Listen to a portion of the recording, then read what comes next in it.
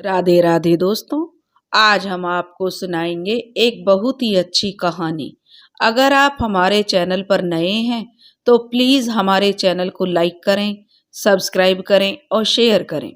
मदनपुर गांव में काशीराम की पत्नी को बच्चा होने वाला था। सब लोग बहुत खुश थे। कुछ दिन बाद काशीराम की पत्नी को प्रसव पीड़ा होने लगी। काशीराम गांव में जो दाई माँ थी उसको बुलाकर लाया। काशीराम की पत्नी ने एक सुंदर और स्वस्थ बच्चे को जन्म दिया। दाई माँ ने काशीराम को बधाई देते हुए कहा, मुबारक हो काशीराम, लड़का हुआ है। काशीराम बहुत खुश था। काशीराम ने दाई माँ को इनाम देकर विदा किया। काशीराम ने अपने बेटे का नाम जीत रखा। कुछ सालों बाद जीत कुछ अजीब सी हरकतें करने लगा। जब रास्ते में लड़कियां जाती तो जीत लड़कियों की तरफ देखता रहता। उसे लड़कियों की तरह कपड़े पहनने का मन करने लगता। एक दिन जीत अपनी माँ का सिंदूर और लिपस्टिक लगाने लगा। माँ जीत की इन हरकतों से बहुत गुस्सा होती थी और कहती थी, बेटा तुम्हें ये क्या हो गया है? तुम लड़कियों की तरह क्यों श्रृंगार कर रहे हो? लेकिन जीत रोते हुए माँ से कहता, माँ मुझे श्रृंगार करना अच्छा लगता है। अब उसकी माँ को बहुत चिंता होने लगी। उसका बेटा ऐसी हरकतें क्यों करने लगा है? ऐसे ही दिन बीत रहे थे। एक दिन जीत अपनी माँ की साड़ी पहनकर नाचने लगा। उसकी माँ गुस्से में जीत को थप्पड़ मार देती और कहती कि जीत, यह सब तू क्या कर रहा है? इस तरह की हरकतें क्यों करता है? और ये लड़कियों की चीजें होती हैं, लेकिन बेटा तू तो लड़का है, इस तरह से नहीं करते। तभी जीत के पिताजी आ गए और उन्होंने अपनी पत्नी से कहा कि तुम मेरे बेटे को क्यों गुस्सा कर रही हो, क्यों उसकी पिटाई कर रही हो? तब जीत की माँ कहने लगी कि आपका बेटा कुछ दिनों से अजीब सी हरकतें कर रहा है, लड़कियों की तरह श्रृंगार करता है, साड़ी पहनकर नाचता है। अब आप ही बताइए कि मेरे बेटे को क्या हो गया है? जीत के पिताजी कहने लगे कि जीत की माँ तुम चिंता मत करो, मैं कल इसे डॉक्टर के पास लेकर जाऊंगा। अगले दिन जीत के पिताजी उसको डॉक्टर के पास लेकर गए। जीत के पिताजी ने डॉक्टर को सारी बात बताई। डॉक्टर ने जीत का चेकअप करके जीत के पिता से कहने लगा कि हमें आपके बेटे जीत के बारे में बताते हुए बहुत दुख हो रहा है। आपका बेटा एक किन्नर है। डॉक्टर की बातें सुनकर जीत के पिताजी के सर पर जैसे दुखों का पहाड़ गिर पड़ा हो। जीत के पिताजी डॉक्टर से कहने लगे कि आप मेरे बेटे को दोबारा चेक करिए, शायद आपसे कोई गलतफहमी हो गई हो या कोई गलती हो गई हो। डॉक्टर कहने लगे कि देखिए, हमें कोई गलती नहीं हुई है, आपका बेटा एक किन्नर है। जीत के पिताजी जीत को अपने साथ लेकर घर आ गए और अपनी पत्नी से कहते हैं कि जीत की माँ ने, मैं आपको जीत के बारे में जो बताने जा रहा हूँ आप शायद यकीन नहीं करेंगी। जीत की माँ कहती है कि क्या हुआ है मेरे बेटे को, ऐसा क्या कहा है डॉक्टर ने? तो जीत के पिताजी कहते हैं कि जीत की माँ, हमारा बेटा एक किन्नर है। जीत की माँ यह सुनकर बेहोश हो जाती है। जीत के पिताजी अपनी पत्नी को होश में लाते हैं और कहते हैं कि जब हमारा बेटा अब हमारे साथ नहीं रह सकता, इसे हमेशा के लिए यहाँ से जाना होगा। जीत की माँ रोते हुए कहने लगी कि इसमें मेरे बेटे का क्या दोष है? अगर भगवान ने उससे किन्नर बनाया है तो मेरा बेटा तो निर्दोष है, वह कहीं नहीं जाएगा, हमारे साथ इसी घर में रहेगा।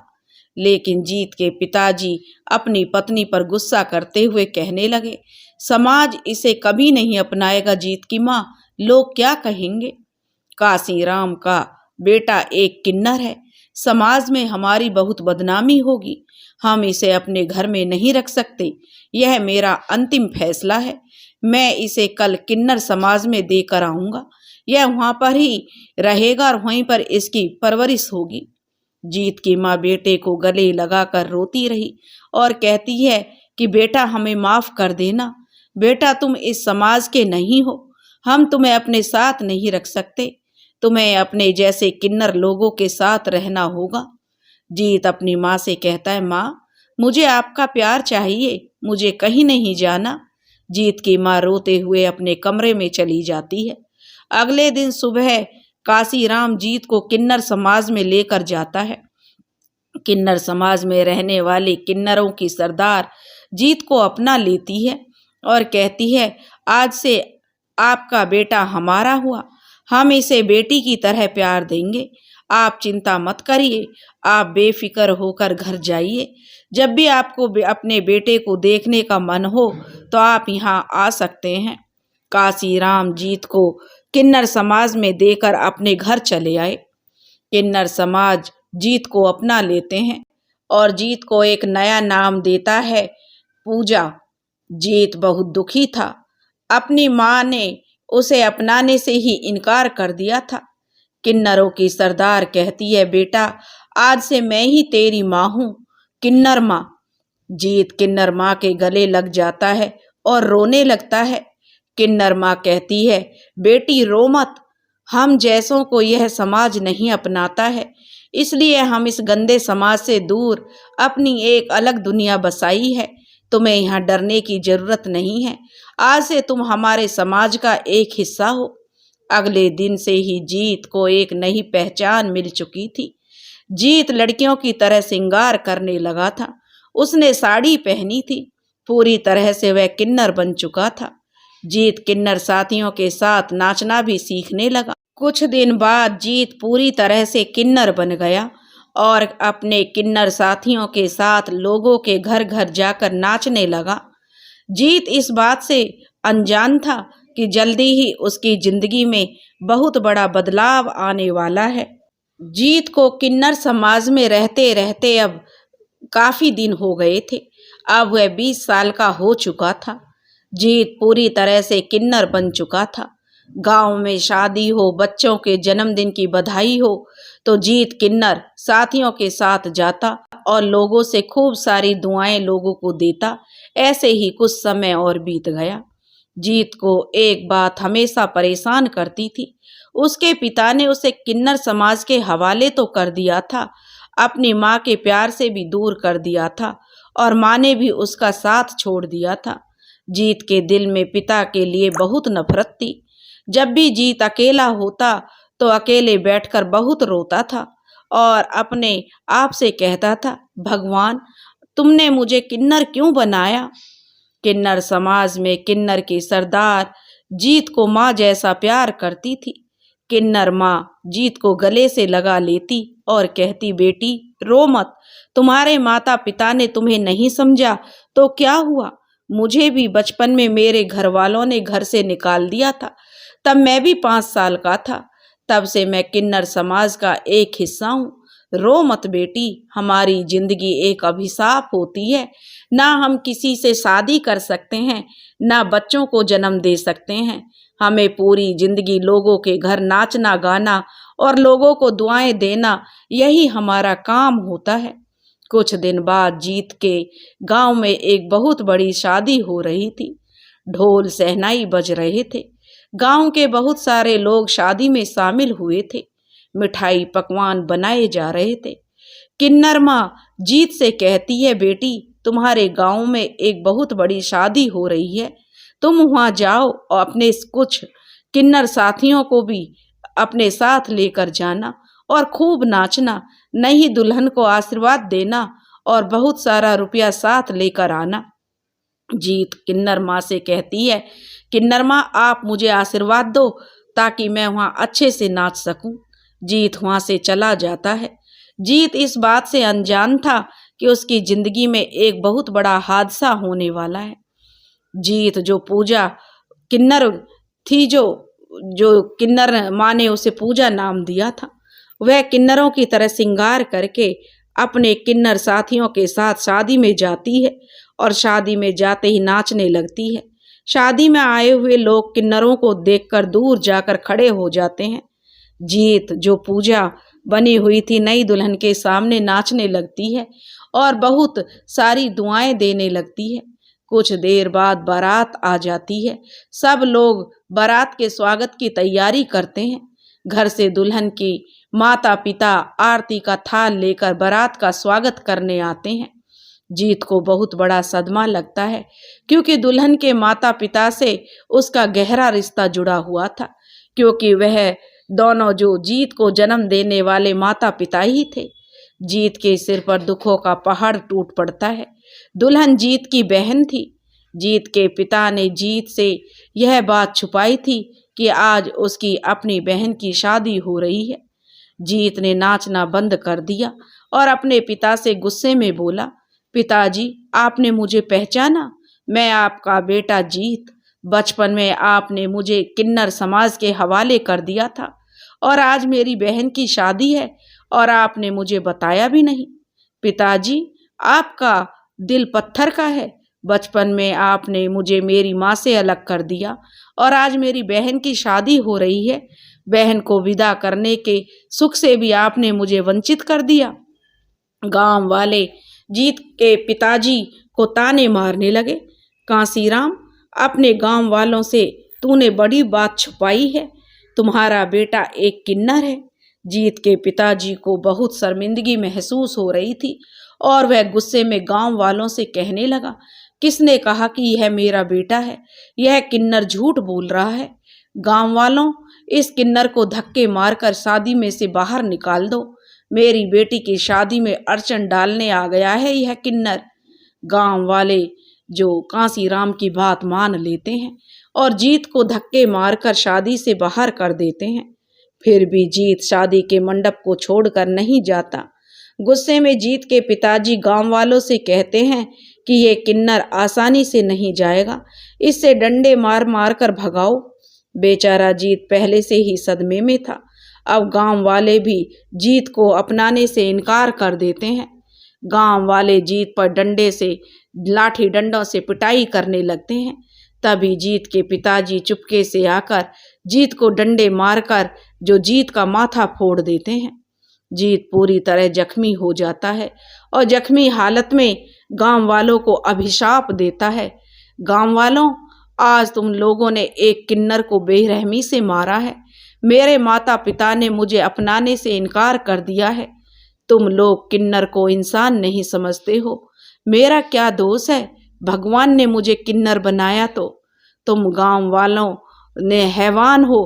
तुमने एक निर्दोष किन्नर को बेरहमी से मारा है। आज से मैं इन गांव वालों को श्राप देता हूँ कि आज के बाद इस गांव में कोई भी शादी नहीं होगी, कोई भी उत्सव नहीं मनाया जाएगा। अगर किसी ने उत्सव मनाने की कोशिश की तो खुशियां मातम में बदल जाएंगी। यह एक किन्नर का श्राप है। यह कहते हुए जीत, जो कि किन्नर पूजा थी, उसकी मृत्यु हो गई।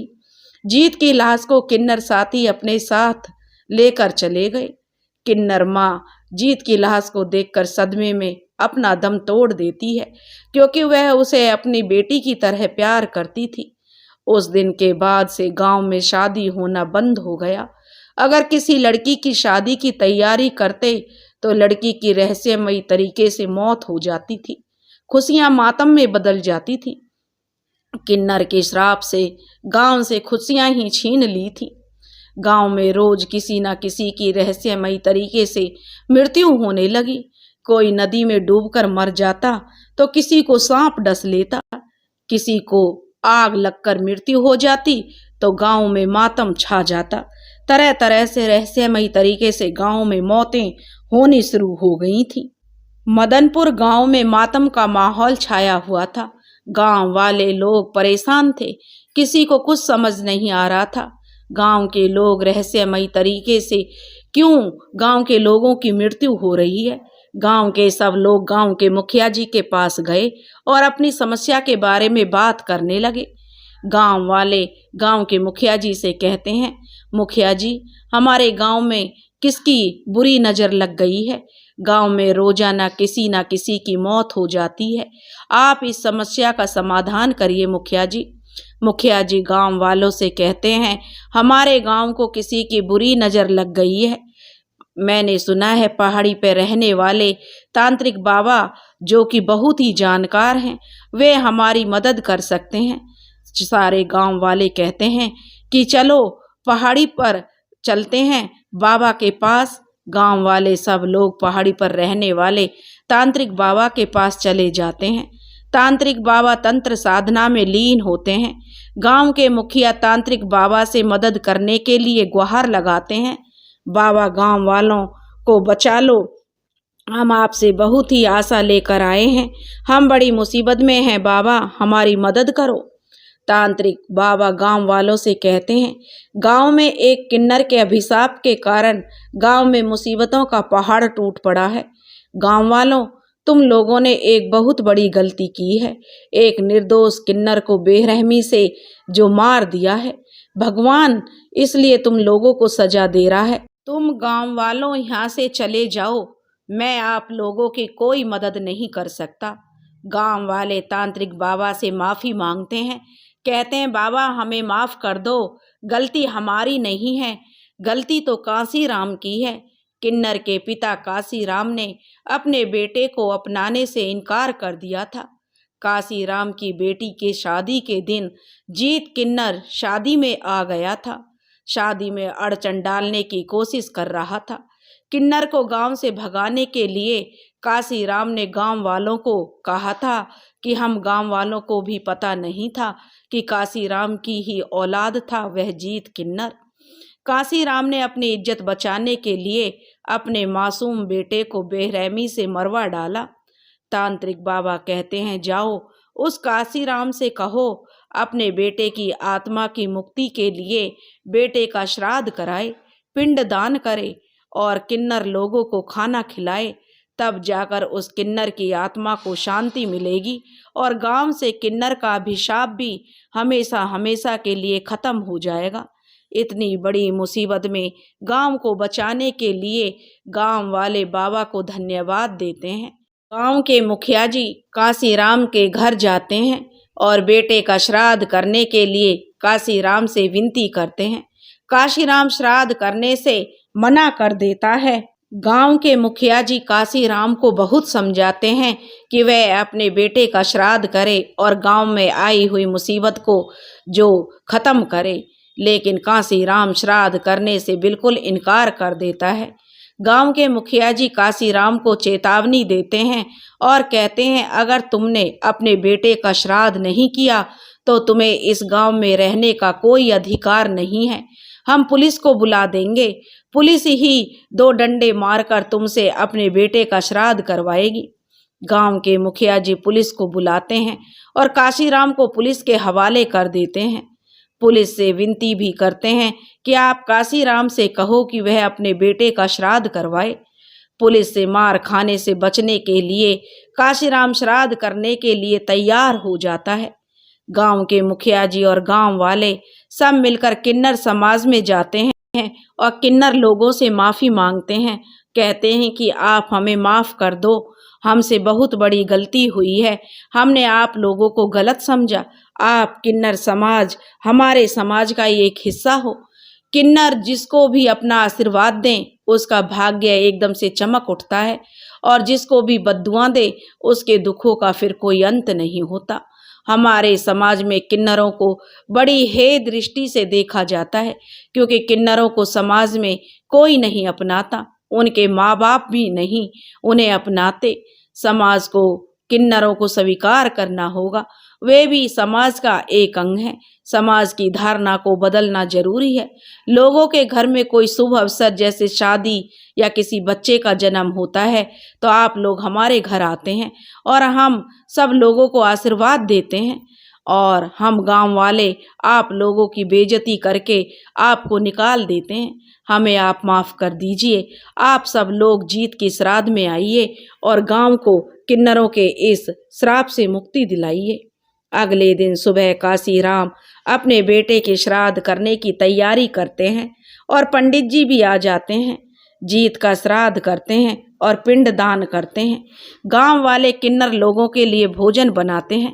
जब किन्नर लोग गांव में आते हैं तब गांव वाले उनका फूलों से स्वागत करते हैं। गांव वाले किन्नर लोगों को भोजन कराते हैं और किन्नर लोगों को कपड़े पैसे दान में देते हैं। गांव वाले किन्नर लोगों से कहते हैं कि हम गांव वालों को माफ़ करके अपने श्राप से मुक्ति दिलाइए। हम गांव वाले आप लोगों से वादा करते हैं, गांव में किसी के भी घर अगर किसी किन्नर का जन्म हुआ तो हम उसे खुशी खुशी अपनाएंगे और उस परिवार से कभी भी उसे समाज से अलग नहीं करेंगे। किन्नर आज से हमारे समाज का एक हिस्सा है। आप लोगों को कभी अपमान नहीं सहना पड़ेगा। किन्नर समाज गांव वालों को माफ कर देते हैं। श्राद्ध होने के बाद अपने बेटे की बेरहमी से हत्या करने के लिए पुलिस कांसीराम को जेल लेकर जाती है। जीत किन्नर की आत्मा को मुक्ति मिल जाती है। गांव में खुशियां लौट आती हैं। जीत के श्राप से गांव को मुक्ति मिल जाती है। उस दिन के बाद गांव में किसी की भी रहस्यमयी तरीके से मौत नहीं हुई। अब गांव के लोग बिना डरे उत्सव मनाते हैं और किन्नर लोग गांव में आते हैं और उनका स्वागत गांव वाले बहुत अच्छे से करते हैं। किन्नर लोगों के बारे में जो कहते हैं कि जिसे वो दुआएं देते हैं तो उनकी जो दुआएं बहुत फलती फूलती हैं। उस दिन के बाद से उस गांव में कभी किन्नर औरतों का अपमान नहीं हुआ। गांव वाले और किन्नर लोग सभी साथ साथ रहकर खुशी खुशी जीवन बिताने लगे। दोस्तों, अगर आपको हमारी कहानी पसंद आई हो तो प्लीज़ हमारे चैनल को लाइक करें, सब्सक्राइब करें और शेयर करें।